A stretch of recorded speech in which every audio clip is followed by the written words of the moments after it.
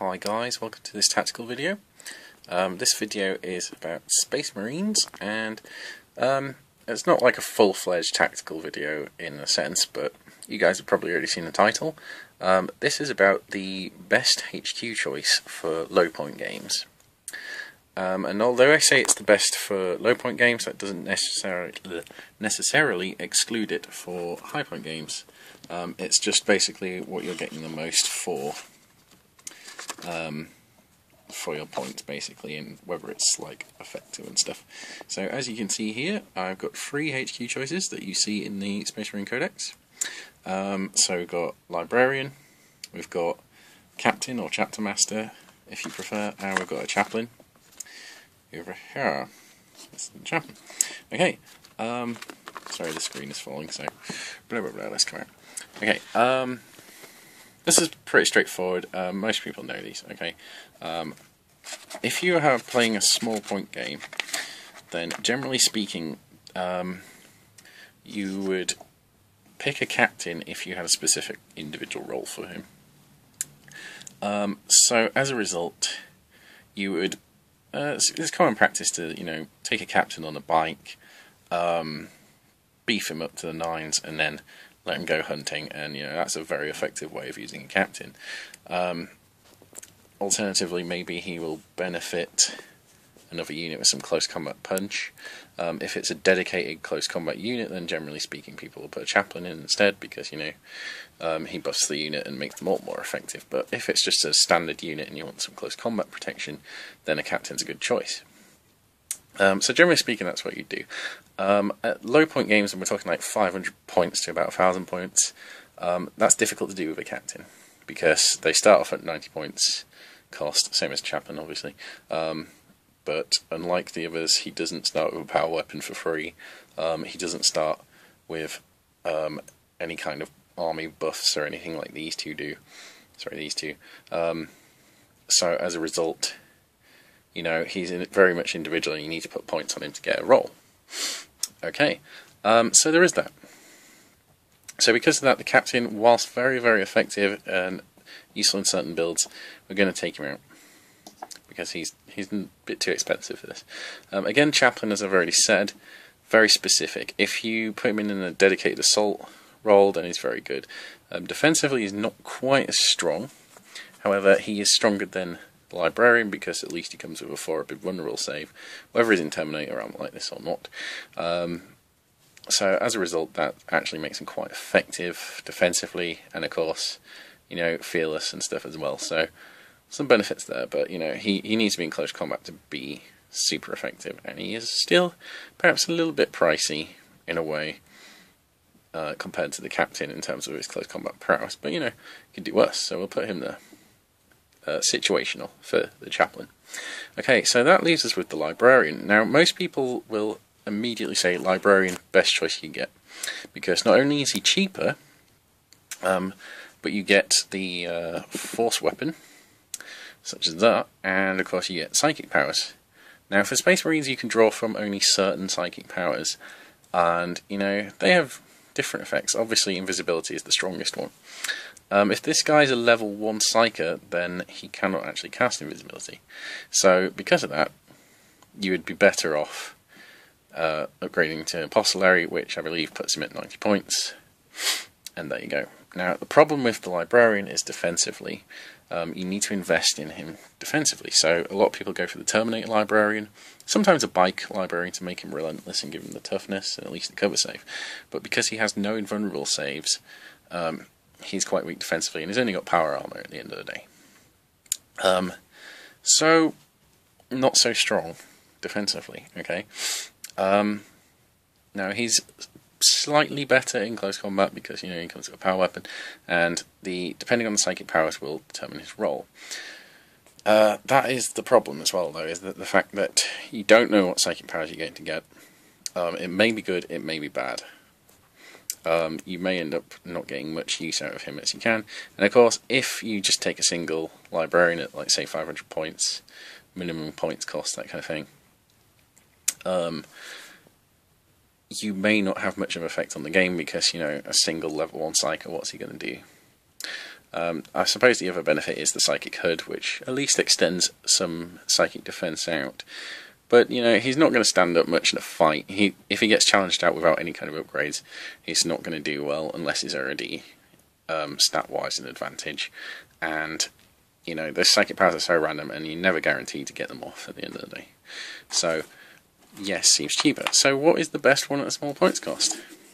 Well, the secret answer is this. A Tech Marine. Now, I cheated a little bit, but the thing is, I'm trying to illustrate a point here. In the last codex, and the one before that, in fact, and even in the new codex, I would always recommend the Master of the Forge. Why would I recommend the Master of the Forge? Because you got so much more for your points than any of the others here. And it was very, very efficient.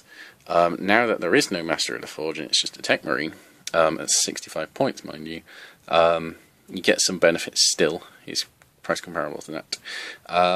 So before I go into those, I'm going to say that, yeah, people always seem to forget that the Tech Marine and the Master of the Forge is an option. And he's not just an option, he's probably one of the best. So now I'm going to describe why exactly that is. Okay, so as it stands, a basic Tech Marine, you get a free power axe, free power weapon, that's always good. You get Artificer Armor for free, so 2-up save.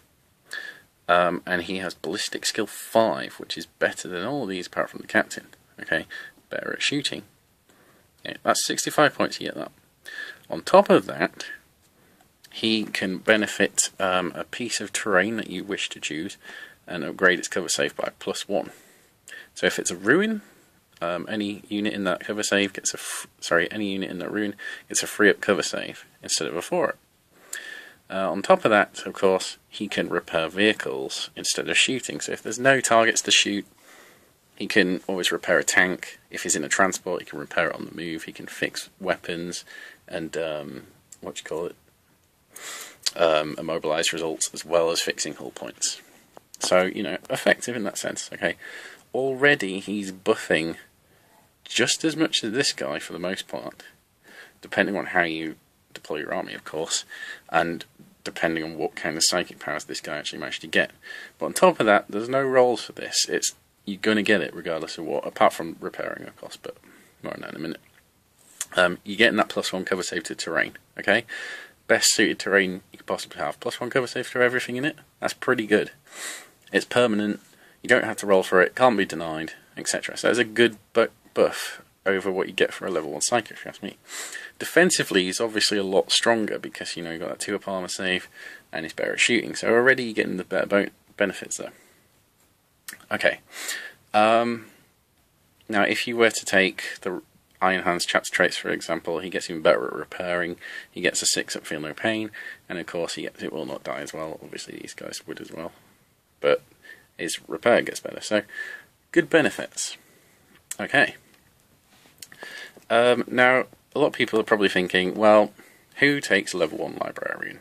Except maybe in the Librarian's Conclave now. But generally speaking, if you're taking one Librarian, you take an Apostolary. You pay for the upgrade, gets more powers, can do more. Makes sense, okay? But that is an upgrade just to his basic abilities, okay? You're getting no extras there. Same points cost, get this guy Servo Harness, okay? What does that get you? Okay, well, first off, it makes him even better at repairing, okay? Second, it gives you a free Flamer. It gives you a twin-linked plasma pistol you can shoot with. Okay, Ballistic Skill 5, remember. Okay, and 2 servo arms, as you can see up there. Okay, they are effectively power fists. Okay, 2. That is very, very good for the points, on top of what you already have. Now, he also can shoot 2 weapons with the servo harness, and it can be any 2 weapons. So that can include a gun emplacement. So there's nothing stopping him shooting his flamer and his pistol.